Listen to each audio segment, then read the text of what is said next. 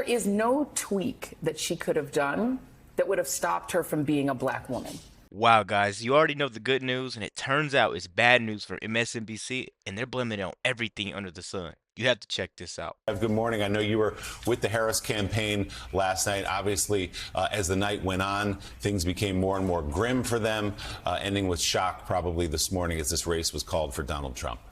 No, probably shock would be the word for many that were at the Howard University party, and then disbelief. I think also what we've got to deal with, you're correct when you say the economy was weighed on a lot of the voters around the country, and a distorted view of the economy. Let's remember, Donald Trump is an expert promoter, and he was able to get a lot of myths across the table that really were not true. But it was not well promoted on the other side. I think that we also have to deal with the issue of race and gender. There was a lot of gender bias in this. There was a lot of race bias in this. And I think that we thought a lot of voters were more progressive in those areas than they were.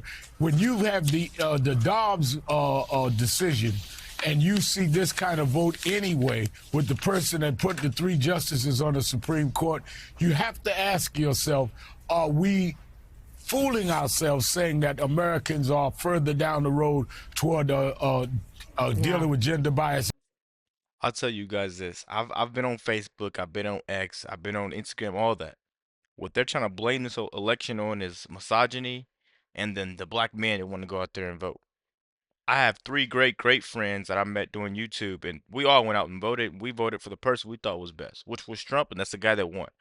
Just because my vote didn't go to Kamala does not mean we're part of the problem, or we just don't want to see America succeed. Because we know what's best for us, and it has nothing to do with what they're trying to say, and they're trying to blame this election on. Americans are just waking up. Let's keep going, guys. And race bias than we thought. So I would say this, though. Donald Trump, I've known a long time, he will self-destruct. The problem that I see is not Trump. The problem is that those that can be appealed to in this way and how we've got to bring this country together. And we cannot do it by being like January 6th ourselves. There would not be a January 6th on our side. We will deal with this in a dignified way and try to put the pieces together. So we've lost, but we lost a battle. The war is not over. Well, come on now. I'm telling you guys, people like him live in the past. These are the same people that are saying January 6th this, January 6th that he's going to ruin America. They're making it seem like this is not a part. They even said black people are going to go back to picking cotton. They're saying that on Facebook. I've seen that 50 times on Facebook. Like this guy wasn't president already in 2016.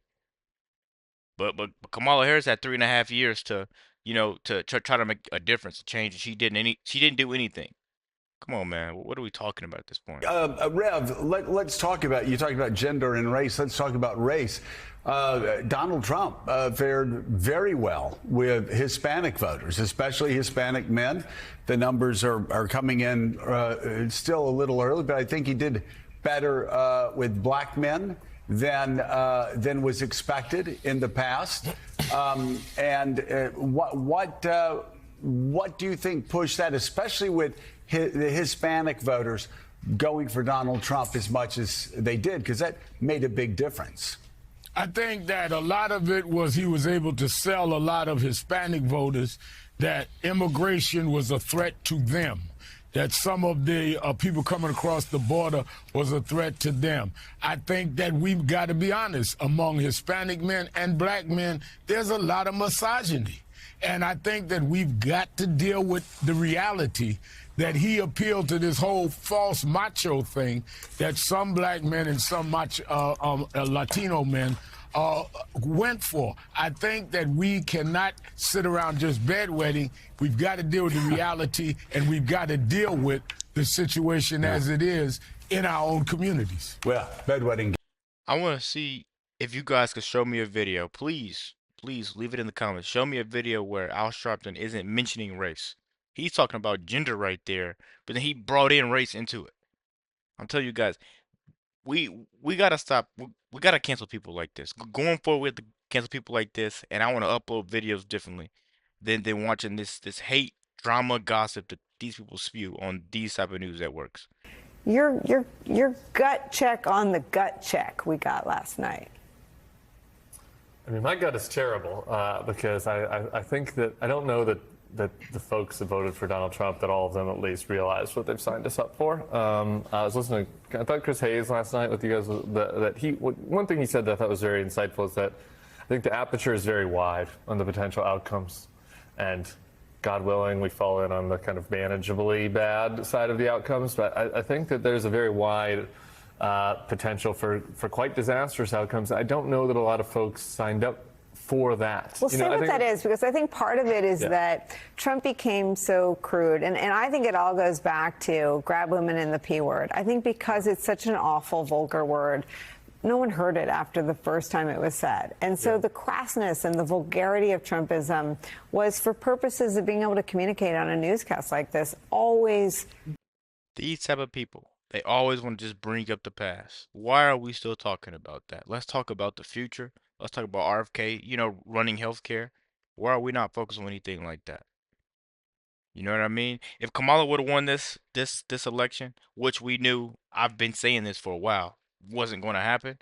If she would have won this election, man, all of us would have tried to go to Canada or something like that, because she would have just let's keep going, guys. Hemmed in, always reined in. But when you say the aperture, so what does that mean? What is possible? Well, look, here's Donald Trump's stated campaign agenda. Like, not hysterics, not hyperbole. Like, this is what he says. He was on the campaign trail: 1,000, 2,000% tariffs, mass deportations, drilling. So that one's, we can check that box. That's a normal Republican box. Essentially, they never actually pull off. Yeah. I mean, we didn't ever actually get to Infrastructure Week, but keep going. Ending the war in Ukraine by essentially conceding to Putin, and using the Justice Department to go after his foes. Like, that's it. Like, that's the tribunal for Liz Cheney. Yeah, sure. He would also say right. some of that stuff, and then he'd also say he'd say no tax on tips. Like, but every speech, when he was on that Hannity interview, it's like, I'm going to be a dictator on day one. Like, what did he say? What am I going to do on day one? It was mass deportations, tariffs, drilling, Ukraine. Right? Like, that's the agenda.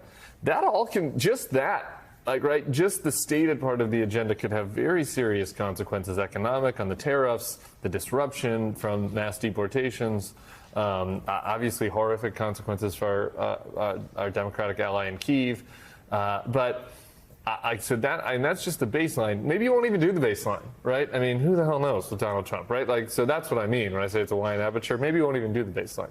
But he's going to have a lot of people around him that want to execute on that, including, we saw Marco Rubio earlier today saying that the Senate is going to defer to him on confirmations for people like RFK Jr., et cetera. So I think it will be a more radical cabinet as well. So, I mean, that's like, my gut is just concerns about what is foreseeable, also concerns about what is unforeseeable, And I think my gut concern for the Democrats is, as we move to this conversation about people about democracy, is I hope that there's a wake-up call. This guy is just talking. That's all. This dude, they invited him on there. He's just there to talk. That's because he didn't say anything that made sense the whole entire time. I'll tell you guys this: the team that Trump has, you thought 2016 was something. This election, this cabinet he has, they're going to pull off miracles. We're going to live in the most thriving economy ever. You're going to be able to afford groceries, eggs, gas, everything. People are going to stop losing their lives in wars. We're going to be way better than we were in 2016. I got one more thing to show you guys. Your thoughts today? So, I think one of the things that is the least helpful and that I've sort of started to hear the stirrings of out there are the dissection of the Kamala Harris campaign. Because I think it's clear from the results that when you look at the states that she won, we just saw Washington State where she won handily in the places and the constituencies that she won.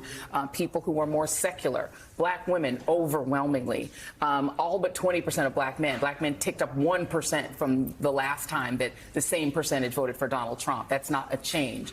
The places where she made inroads, slight inroads among college-educated white women who went a little bit more her way. It's clear that given the fact that he won the popular vote, which is something that hasn't happened since your former boss in 2004. There's nothing that Kamala Harris could have done. There's no other sort of tweaks to her investment strategy of her billion-dollar campaign that was picture perfect in almost every way, but for a few things you could quibble with. The not allowing the uncommitted folks to speak at the convention will be looked at as maybe that could have helped her in Michigan had she embraced, Palestinian rights supporters more. But there is no tweak that she could have done that would have stopped her from being a black woman. And we know. Well, we're done with this video, guys. These are the people that keep racism alive, and this is why I'm probably done watching MSNBC. You don't go there for anything logical. You don't go there for facts. You go there just gossip at this point, guys. Because we already know who won the election. So now let's focus on the future and let's focus on these policies and this stuff they're about to implement. Let me know what you guys think about this video. Be sure to like, comment, subscribe if you're new. And as always, let me know what to react to. We're out.